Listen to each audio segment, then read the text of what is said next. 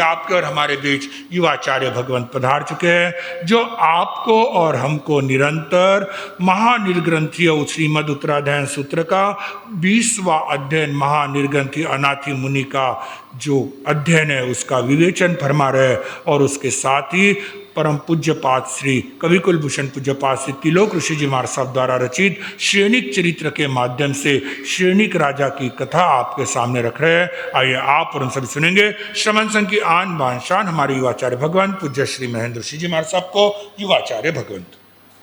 चरम तीर्थंकर शासनपति श्रवण भगवान महावीर स्वामी, अरिहंत परमात्मा श्री श्रीमंदर स्वामी भगवान, परम श्रद्धेय परम उपकारी प्रातः स्मरणीय पूज्य गुरुदेव आचार्य भगवंत श्री आनंद ऋषि जी महाराज साहब, वर्तमान आचार्य सम्राट आत्मज्ञानी सदगुरुदेव परम श्रद्धेय परम वंदनीय डॉक्टर श्री शिवमुनि जी महाराज साहब आदि समस्त ऊर्जा पुरुषों महापुरुषों पूज्य वरों के पावन स्मरण चरण को वंदन नमन।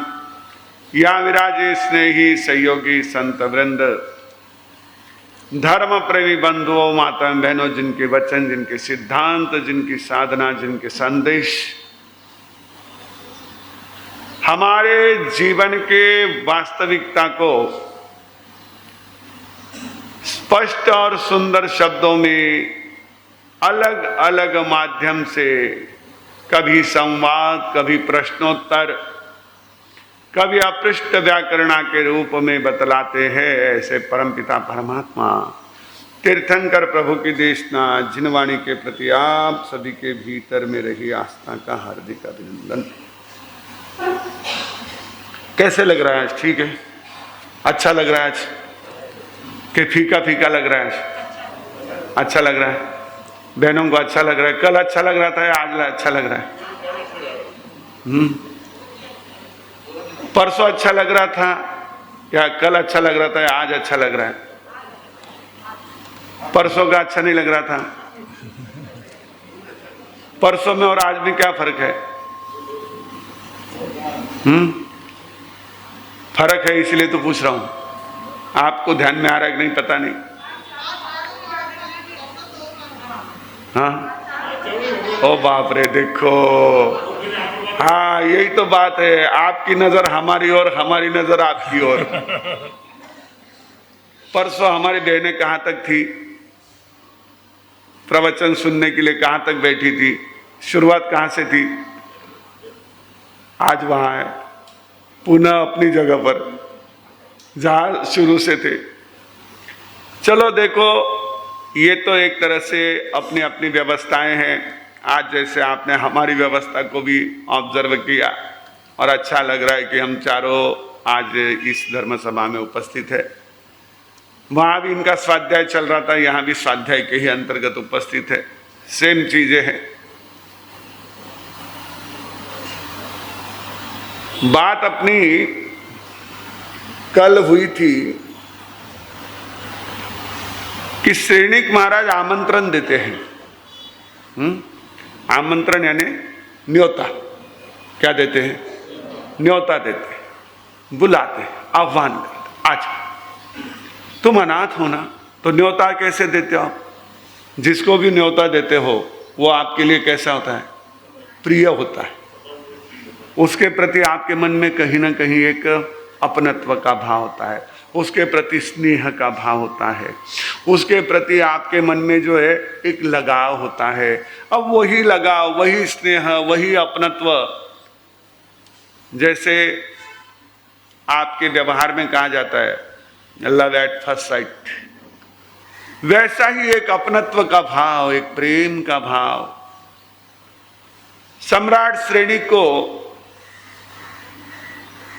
मुनि के प्रति हुआ। और जब उन्होंने सुना कि मैं अनाथ हूं, सहसा कानों पर विश्वास नहीं हुआ। उन्होंने कहा, तुम इतने रिद्धिमान, चेहरे से पुनवानी झलक रही है, तुम्हारे आकृति से तुम्हारी कुलीनता झलक रही है, तुम्हारे गुणों से तुम्हारा आंतरिक ऐश्वर्य झलक रहा है और तुम अनाथ हो, ये तो बात जस्ती नहीं, पर चलो खैर कह रहे हो तो मान लेता हूं। होमी ना हो भयंताणम, मैं आपका नाथ बनता हूं।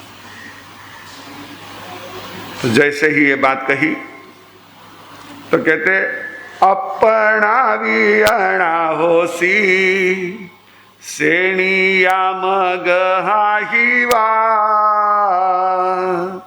अपना हो संतो कसना हो भविष्यसी। हे राजन, मगध सम्राट श्रेणिक, तुम स्वयं अनाथ हो। जब स्वयं अनाथ हो तो कैसे किसके नाथ बनोगे? You yourself are without protector, Shrenik, ruler of Magdha. And as you are without protector, how can you protect anybody else? कैसे किसी को तुम प्रोटेक्ट कर सकते हो, किसी की रक्षा कर सकते हो, किसी के नाथ बन सकते हो, किसी को संभाल सकते हो? नाथ वो जो संभालता है। हमारे यहां बहुत सुंदर शब्द आता है आगमों में, सारणा वारणा। जो है उसकी संभाल करने वाला और जो अनावश्यक है उसको दूर करने वाला वारणा, वो नाथ होता है। इसलिए आप क्या कहते हो?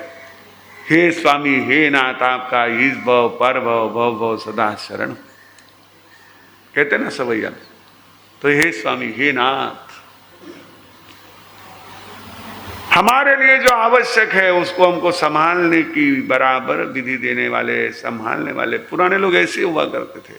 आज जिसको टोका टोकी माना जाता है ना, पहले समय में उसको टोका टोकी नहीं कहते थे, पहले उसको सीख देना कहते थे। सीख देना, सीख यानी वो आजकल आप इन्वेलप देते हो, उसको इन्वेलप कह दिया आपने, सीख शब्द बंद कर दिया, समझते ही नहीं है।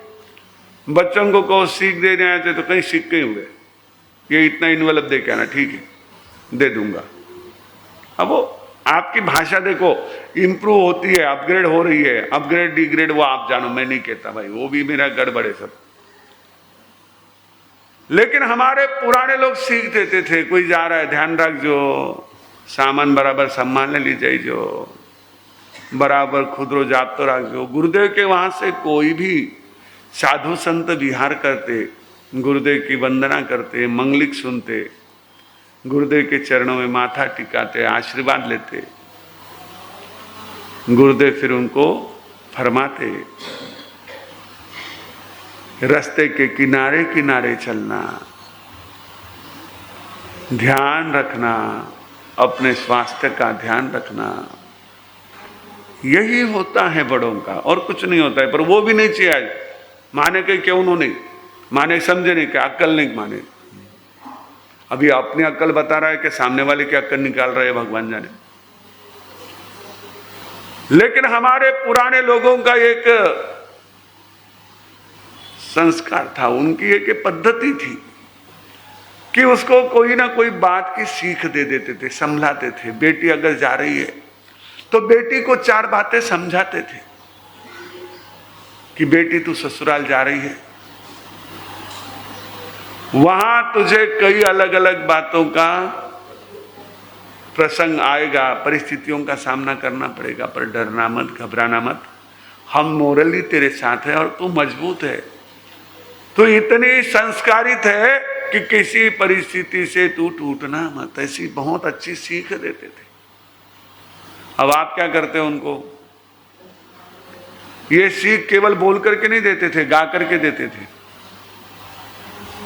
पता है ना आप लोगों को, गा करके सीख देते थे ना।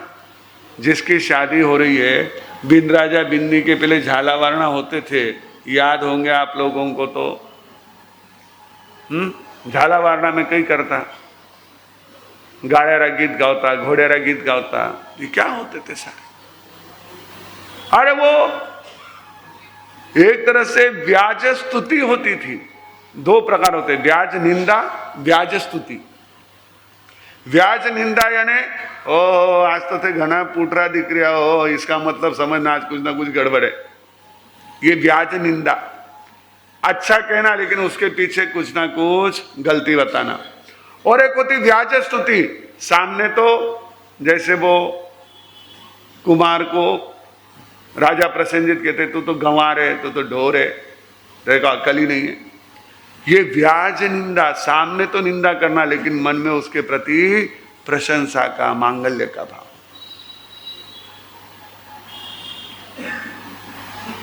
तो हमारे वो एक पद्धति थी कि वो कोई चीज कहते तो इस ढंग से कहते कि वो उस बात को समझे, संभाले। तो यहां श्रेणिक ने कहा कि अगर कोई नहीं तो मैं आपका नाथ होता हूं। तो अब वो मुनि थे, साधना में लीन थे, ध्यानस्थ थे, संसार के भोगों से दूर शांत स्थान पर अपने आप में रमण कर रहे थे। अब वहां पहुंचे महाराज, और महाराज ने उनको और सामने से क्या दे दिया, न्योता दे दिया। तो ये जो न्योता दिया, तो आप लोग क्या करते हो, मैं जो कह रहा था बात उसको पूरी कर दूं, फिर ये न्योते वाली बात कहूं। पहले ऐसी जो आपके शादी के पहले गीत वगैरह हुआ करते थे, उसमें शिक्षाएं दी जाती थी। अब क्या होता है, शादी के पहले दिन क्या करते हैं आप, क्या करते हैं, संगीत संध्या करते हैं। संगीत संध्या में क्या क्या करते हैं, कौन नाचते हैं, जिनकी शादी होने वाली है वो लड़का लड़की, जो शादी के बाद में उनके परिवार के सदस्य बनने वाले हैं, इधर के उधर के, वो सारे क्या होते हैं, नाचते। अब ये नाच जो उस समय से शुरू होता है वो डाइवर्स तक जाकर के रुकता है। उसमें कौन सी शिक्षा दे रहे, उस डांस की तैयारी के लिए जो सारे गीत हो रहे हैं, जो कोरियोग्राफर आ रहा है, जो सारी चीजें हो रही है, कौन सी शिक्षाएं उसमें से दे रहे। अब वो शिक्षा चाहिए नहीं है, ये सब पुरानी बातें, ऑर्थोडॉक्स बातें नहीं थी। हम लोग चतुर्मास के लिए एक जगह थे, कन्या मंडल की वहां स्थापना हुई। कन्या मंडल की स्थापना के बाद में उनको शपथ विधि कराई संघ के अध्यक्ष ने, और उनको हमारे दर्शन के लिए सामने लाए। मैंने उनसे बात की, मैंने उनको वहीं पर ऐसे ही हम लोग प्रवचन के पाठ पर बैठे थे, मैंने कहा कि आप लोगों का कन्या मंडल बनाया तो एक नियम कर लो कि हम कोई भी कन्या मंडल की सदस्य जो है, जब हमारी शादी होगी तो प्री वेडिंग शूटिंग नहीं करेंगे। सब हमारे सामने हाथ जोड़ के खड़े थे, सबके हाथ पीछे, एक भी नहीं। 20 से 22 लड़कियां थी, एक भी लड़के ऐसी नहीं थी हमारे साथ पचकान करा दो जो बोले। अब इनको क्या शिक्षा देंगे, इनको क्या समझाएंगे। हमारे यहां वो सीख शब्द था, इसलिए सीख देते थे, इनवलप नहीं देते थे। बड़े होते छोटे देते, धन के माध्यम से भी भले ही वो पैसा ही देते थे, लेकिन उस पैसे को हमारे यहां सीख कहा जाता था, पैसा धन नहीं कहा जाता था। वैसे ये न्योता है। न्योता किसको दिया जाता है, अपने व्यक्ति को दिया जाता है। तो उन्होंने श्रेणी ने न्योता दिया, पर दिया किसका न्योता, भोगों का न्योता दिया, मुनि को दिया। मुनि बेचारे अपने साधना में खड़े, वो बोले भाई अब ये क्या करे, ये इतना बड़ा सम्राट, अब इसको शायद हो सकता है मेरे ऊपर करुणा आ रही, दया आ रही। मैंने कह दिया, इनको कोई सहानुभूति बताने वाला नहीं था। अनुकंप गम सुहीन भावी कंची नाभि समय में हम, कोई मेरी अनुकंपा करने वाला नहीं, कोई मेरा सुहृद नहीं, तो इसलिए दया कर रहे होंगे, इसलिए कह रहे होंगे। मैंने इनको जो मेरा परिचय दिया, लेकिन ये तो अपना परिचय खुद भी नहीं जानते हैं, मैं इनको इनका परिचय तो कराऊं। मुनि थे। मुनि वही होता है जो सत्य को अच्छे शब्दों में कहता है। बाकी आप लोग तो कई बार सच भी बोलते हो लेकिन तीखा बोलते हो। वो सच इतना तीखा होता है कि सामने वाले को हजम नहीं हो पाता। हजम तो बाद में होगा, उसके मुंह में ही वो छाले पैदा कर देते, उसके कान में ही, उसके दिमाग में ही एकदम से सनसनी पैदा कर देते। सच होता है लेकिन तीखा होता है। लेकिन जो मुनि है उनकी भाषा निर्वद्य भाषा होती है, 16 दोषों से रहित होती है।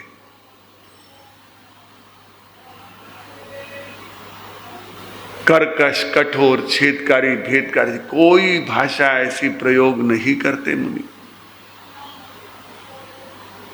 एक भाई ने गुरुदेव से कहा कि गुरुदेव हमारे वहां एक संत पधारे, तो मैंने उनकी कोई बात नहीं मानी तो मुझसे नाराज हो गए। गुरुदेव ने कहा भाई संत होते वो नाराज नहीं होते, और जो नाराज होते हैं तो वैसे ही उनके शब्द जो है ना वो सत्य को कहने वाले होते हैं। ये ध्यान रखना, मुनि कभी भी किसी की प्रशंसा के लिए झूठ शब्दों का, झूठ बातों का प्रयोग करता नहीं है, करना नहीं है उसने। किसी की प्रशंसा करके उसने पाना क्या है? जब छोड़ दिया है तो लेना क्या है? और लेना ही है तो छोड़ा क्या है? छोड़ दिया तो लेना क्या, और लेना ही है तो फिर छोड़ा क्या? ये छोड़ा ये पकड़ा, फिर क्या मतलब हुआ? बात तो वही के वही रही, तो उसको तो कोई लेने का मतलब ही नहीं है। वानाति मुनि तो बस ध्यान में खड़े, साधना में लीन। सम्राट ने कह दिया, अब उसने बहुत बड़ी बात कह दी, मैं आपका नाथ होता हूं। अच्छा नाथ होता हूं इतने नहीं कहा, आओ मेरे साथ भोगों को भोगो। तो कहने लगे ओ मगध देश के राजा, क्या मौत भी तेरे हाथ है, मेरी क्या करेगा पालना, हे राजन तो खुद ही अनाथ है। बात बड़ी जबरदस्त कही। एक वाक्य में उन्होंने संपूर्ण अध्यात्म का सार दे दिया। गुरुदेव को हमने देखा छोटे छोटे वाक्यों में, छोटे छोटे शब्दों में, थोड़े से शब्दों में सार की बात कहते थे। और वैसे ही होता है। हमारी बहनों को पूछो, अगर कभी उन्होंने अमूल बटर की बजाय घर का मक्खन निकाला होता, क्योंकि घी मार्केट में मिलता है, बटर मार्केट में मिलता है, दूध मार्केट में मिलता है, दही मार्केट में मिलता है, और वो खट्टा नहीं होता है, जमा होता है दही। फिर उसमें भी आपको टोंड वाला मिलता है, क्रीम वाला मिलता है, विदाउट क्रीम मिलता है, कई प्रकार, A1 A2 कई चीजें मिल जाती है।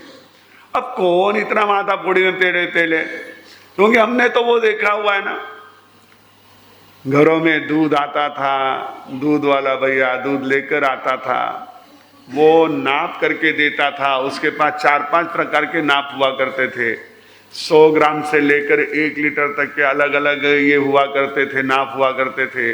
अगर आपको 1 लीटर चाहिए तो 500 ग्राम से 2 दे दिए, फिर उसके बाद में 50 ग्राम या 100 ग्राम वाला जो होगा उसका क्या करता था, उसको वह दूध वापस लेकर के दे देता था कि कहीं कम रह गया हो तो एक्स्ट्रा में।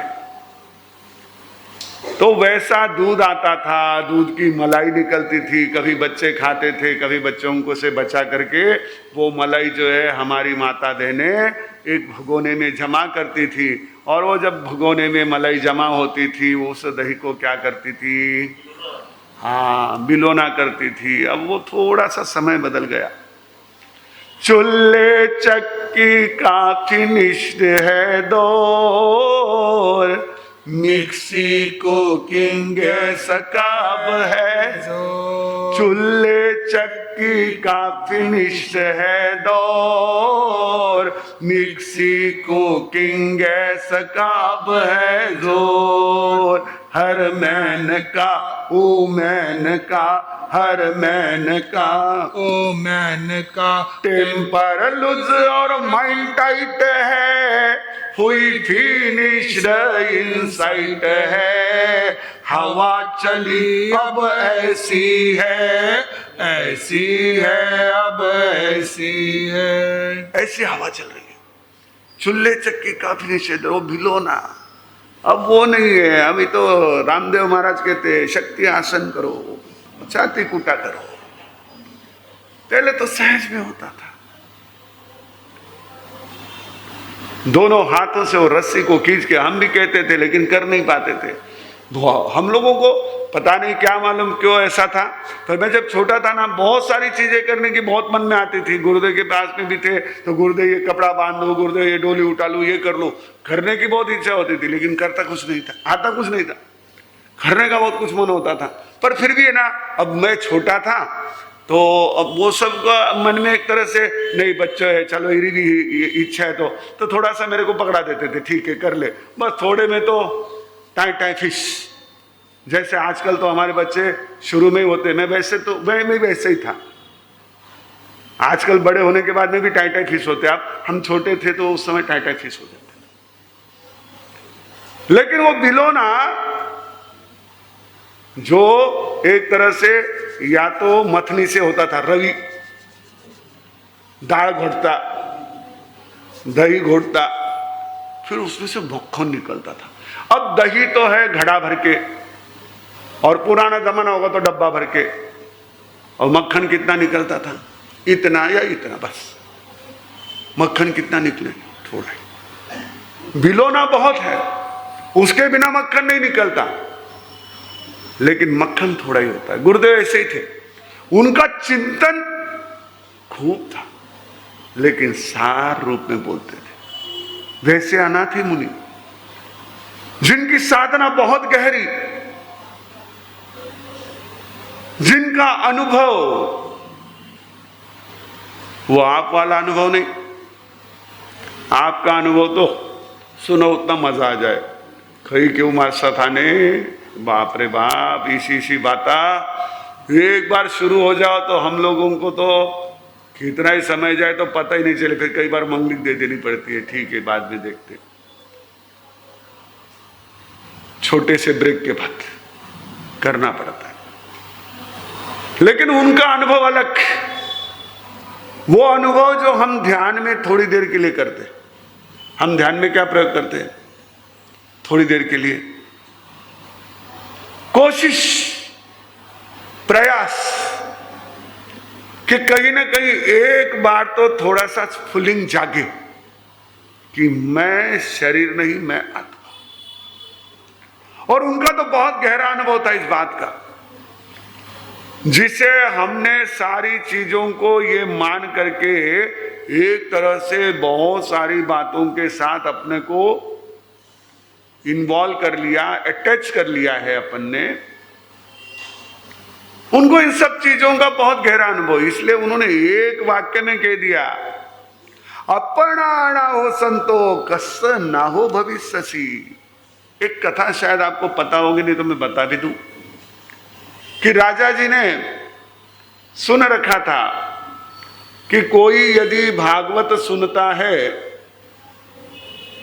एक बार, दो बार, तीन बार भागवत सुनता है, तो उसका स्वर्ग निश्चित हो जाता है, वैकुंठ में जाना निश्चित हो जाता है। तो राजा जी ने एक पंडित जी को, एक पुरोहित जी को नियुक्त किया और उनको कहा कि आप मेरे यहाँ पर भागवत पढ़ते जाओ। अब पंडित जी ने पढ़ी, पर बोले इतना कर रहा हूँ लेकिन मैं कहीं मुक्त नहीं हो पाया, मुझे कहीं ऐसा आत्मा का अनुभव नहीं हो पाया। पंडित जी को बोले, पंडित जी ये 3 बार मैंने सुन ली लेकिन मेरे को अनुभव नहीं हो रहा है, मुझे इसका रहस्य पता चलना चाहिए, कारण पता चलना चाहिए। जब हमारे यहाँ पर कहा है पुराणों ने कि भागवत सुनने वाला जो है वो मुक्त हो जाता है, तो मैं अब तक मुक्त क्यों नहीं हुआ हूँ? मुझे इसका आप कोई ना कोई कारण बताओ, मुझे सही कारण चाहिए।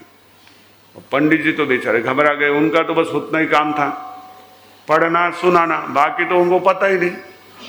वो घबरा गए, वो बोले ये क्या प्रकार है? बोले बताओ मेरे को, नहीं तो 7वें दिन में तो फांसी चढ़ा दूंगा। अब राजा जी है, जो मन में आए सही। वो राजा ने कह दिया, बोले ठीक है महाराज, मैं आपको 7 दिन में जवाब देता हूं। घर पे गए, बड़े चिंतित, टेंशन में। और वो चिंता में, बेटी ने पूछा क्या बात है पिताजी, किस बात को लेकर चिंता में? अरे बोले बेटी बहुत गहन बात है, नहीं समझ पाओ। बोले बोलो तो सही पिताजी। हमारे पुराने लोग क्या करते थे, बालादपि सुभाषितम ग्राह्य, बच्चे से भी अच्छी बात हो तो उसको क्या करना चाहिए, सुन लेना चाहिए, ग्रहण कर लेना चाहिए। लेकिन अब बात ऐसी हो गई है कि सब उनकी सुननी पड़ती है। पहले अपी था, अब ही आ गया। पहले क्या होता था, बच्चों से भी लेना चाहिए, अब बच्चों से ही लो, तुम्हारी तो कोई सुने ही नहीं। जो भी सीख लेना है बच्चों से ही सीख लो। अपन कहाँ उनको कुछ बताएंगे, अपन उनको एक कहे तो वो अपने को 10 बताते हैं। उसकी बजाय रहने दे भाई, ठीक है तेरे को जो जचे सो कर ले। आप पूछ लो, जिनको भी है ना, बड़ों को पूछ लो, अगर कुछ बिजनेस के टिप्स देते हैं, कुछ उनको है ना कहीं व्यवहार की कुछ बातें कहते हैं, चाहे ये हो, चाहे बहुओं को कहने वाला कोई भी हो या बेटियों को कहो, आप एक बात कहोगे तो वैसी 10 बातें वो आपके सामने कह देते। तो वो पंडित जी ने उसको कहा, तो बोले ठीक है पिताजी, कोई बात नहीं है, तो सामान्य बात है, हो जाएगा। अरे बोले कैसे हो जाएगा? बोले ठीक, आपको कब जवाब देना? बोले 1 हफ्ते बाद, बस तब तक आप आराम करो, मैं आपके साथ आऊंगी, जवाब दे दूंगी। बोले तू जवाब देगी? हाँ दे दूंगी। जब निकलना था तो उसने कहा कि 2 बड़ी बड़ी रस्सियां साथ में ले लो, चलो। हाँ बोले अभी इसका क्या करेगी? बोले चलो तो सही। आप ले लिए रस्सी के, धागे के ऐसे जो है बड़े बड़े बंडल ले लिए, दोनों चले।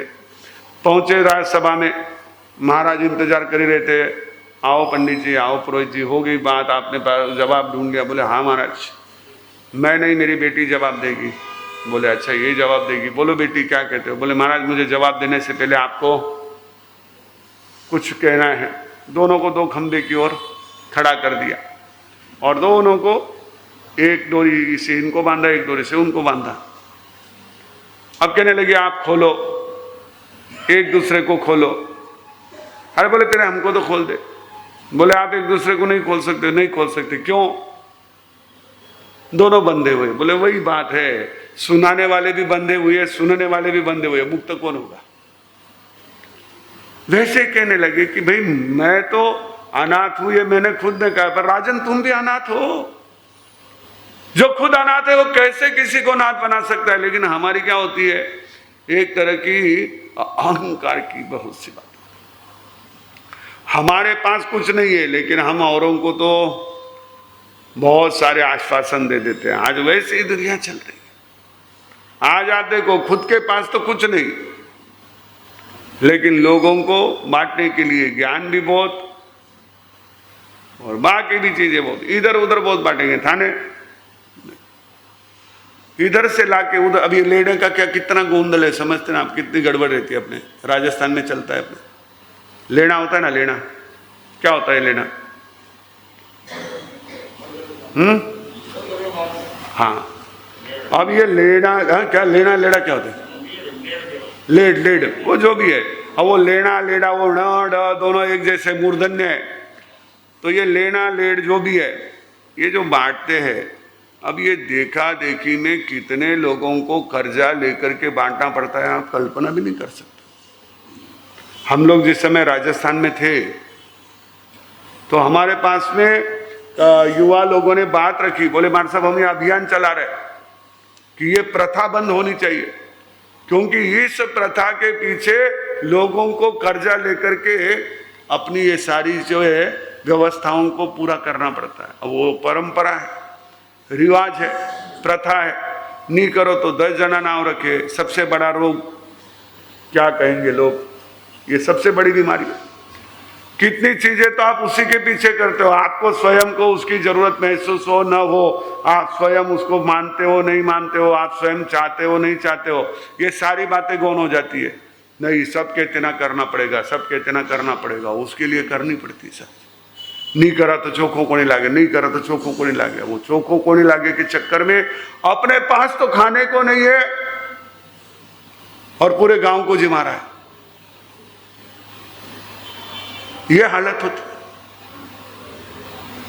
इस देखा देखी के चक्कर में अपनी स्थिति को नहीं समझता है, बस वो औरों को केवल जो है ना एक तरह से खुश करने के या केवल उन परंपराओं को चलाने के चक्कर।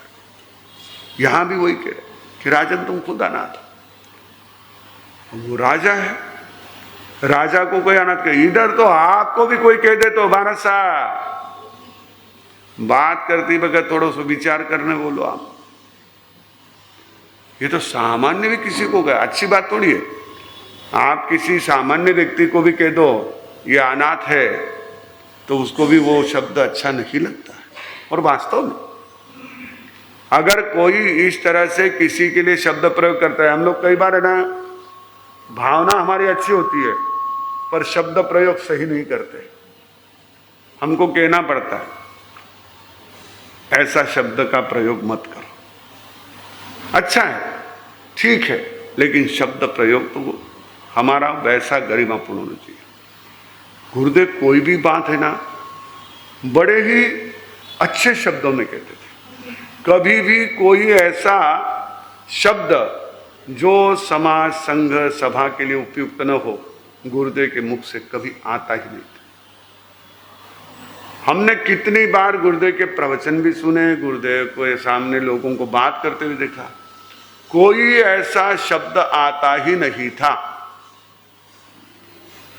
क्योंकि शब्दों का भी अपना प्रभाव होता है। तो शब्द शब्द में फेर है, एक शब्द औषध करे, एक करे घाव। उन शब्दों का प्रयोग, अब यहां तो कितना बड़ा शब्द जिसको सारा मगध हजारों लाखों लोग जिसको अपना नाथ कहते हैं,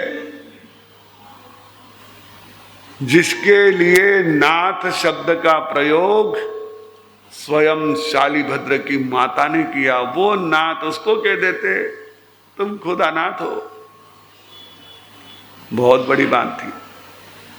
पर ध्यान रखना, अगर ऐसे कोई हमारे समक्ष ज्ञानी अनुभवी या ऐसे महान साधक कोई मिल जाते हैं और वो कोई बात कहते हैं। आपके यहाँ पर एक वो महाराज रहते थे ना, याद है क्या आप लोगों को? गगनगिरी महाराज, उनके पाँव मछलियों ने खाए थे। इधर पास ही रहते थे आपके, हाँ खोपोली में रहते थे। उनके बारे में हमने सुना था क्योंकि उनको उधर वो संगमनेर तरफ बहुत लोग मानते हैं उनको। उनके नाम से कई दूध डेयरी वगैरह बहुत से ये चलती है, फैक्ट्री बहुत सी चलती है। तो हमने सुना था कि अगर वो किसी आए हुए को गाली देते थे तो समझना उसका काम हो गया। उनके बारे में ऐसा सुना हमने। वो अगर आया हुआ जो भी उनका कोई भी मानने वाला हो या अन्य वाला हो, नहीं भी मानने वाला हो, लेकिन आ जाए और उसको अगर कोई गाली का प्रयोग करे तो समझ लो उसका बेड़ा पार। तो ये महापुरुषों के शब्दों में एक प्रकार का वो असर होता है, प्रभाव होता है और उनको वो शब्द शोभा देते हैं। उनकी नकल करके कोई करे ना तो वो बात गड़बड़ होती है। अरे कई लोगों को होता है, नहीं वे भी यूं ही बोलता, मैं भी यूं ही बोलूं। अरे वे बोलता जी को वेणे ओप तो भाई थाने थोड़ी ओपे हो तो अपनो अच्छे से बोल दे, बस घणो ही। किसी की नकल नहीं होता है, उनका ओरिजिनल होता है महापुरुषों का। वो कोई देखो, हम जब नकल के रूप में बोलते हैं तो कई बार हमारा गलत जगह पर गलत ढंग से शब्द का प्रयोग होता है। और जिनका नेचुरल है ना, वो उनको बराबर इंट्यूशन आता है, उनका इंटेंशन होता है, बराबर वही शब्द उसके लिए आ जाता है। जैसे यहां शब्द आए, अनाथ शब्द का प्रयोग किया, जैसे ही सुना श्रेणी की क्या स्थिति बनी। शास्त्रकार उसको भी बड़े सुंदर शब्दों में कहते हैं, हम सुनेंगे। लेकिन इधर प्रसेनजीत ने जिनको अपने नगर से बाहर कर दिया, राजगृह से बाहर कर दिया, वो राजकुमार गंगा तट पर पहुंचे और गंगा तट पर पहुंचे तो उनको वहां पर एक आगे सेठ जी व्यापारी जाते हुए दिखाई दिए, साफा बंधा हुआ, अपनी बाराबंदी लगी। पहले ना बाराबंदी पहनते थे लोग। क्या पहनते थे? बाराबंदी। जानते बाराबंदी? नाम सुना है? उनके कुर्ते में 12 जगह पर रस्सी हुआ करती थी, वो नाड़ा हुआ करता था। ये 3 इधर 3 इधर, अंदर बाहर 12 होते थे। ये 6 इधर 6 इधर बराबर। मैंने देखा है, हमारे पंडित जी थे दया शंकर जी शास्त्री, वो हमेशा बाराबंदी पहनते थे। बंद कहते ना हम, तो एक बंद नहीं 12 बंद, 6 इधर 6 इधर, 3 into 3, 3 + 3 3 + 3 ऐसे 12। तो वो 12 बंदी पहनते थे।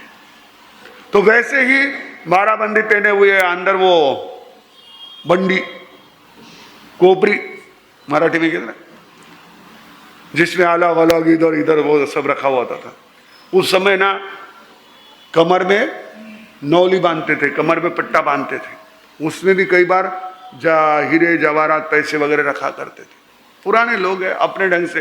अब आज जैसे उनको ई पेमेंट तो था नहीं, अब आपके ई पेमेंट में तो ओटीपी पोटीपी सब आ जाता, उस समय तो था नहीं, ऐसे होता था। तो सेठ जी आगे चल रहे थे, उनके पहनावे से ध्यान में आया, पीछे से श्रेणिक ने आवाज दी, मामा जी। वो देखे भाई कौन है इधर, देखा एक बहुत सुंदर ऐसा नौजवान, रूपवान नौजवान पीछे से आ रहा है। अब जैसे किसी भी दुखी व्यक्ति को देख करके डॉक्टर को लगता है कि पेशेंट है, वकील को लगता क्लाइंट है, व्यापारी को लगता ग्राहक है, साहूकार को लगता कर्ज लेने वाला या चुकाने वाला है। हर एक जना एक ही दुखी है, पर उसको हर एक जना अपने अपने ढंग से देख रहा है। तो अब सेठ जी ने उसको देखा, तो देखते ही उनके दिमाग में क्लिक हो गया, मारी इकलौती छोरी है, छोरो घणो पुटरो है, ईणो बराबर है सगाई संबंध हुई सके, अच्छा घरो दिखे, समझदार दिखे, बुद्धिमान दिखे। बस वो सोचा, उन्होंने कहा इसको साथ में लेके चलता, उसने भी कहा मुझे साथ में आना है। श्रेणिक ने क्या सोचा, रास्ते से जा रहे, अकेले जाने की बजाय 2 जने चलेंगे, बात करते हुए चलेंगे, रास्ता भी कट जाएगा, सफर भी कट जाएगा, थोड़ा परिचय हो जाएगा, आगे चलने में काम आएगा। श्रेणिक इसके लिए उनको साथ हो लिए, दोनों एक दूसरे के साथ बातें करते हुए चल रहे। अब चलते चलते एक छोटे शहर के नजदीक पहुंचे। समय हो गया था, दोपहर का समय हो गया था, भूख भी लग गई थी। तो उन्होंने कहा कि चलो अपन है ना कुछ खाने का सामान लेके आते हैं।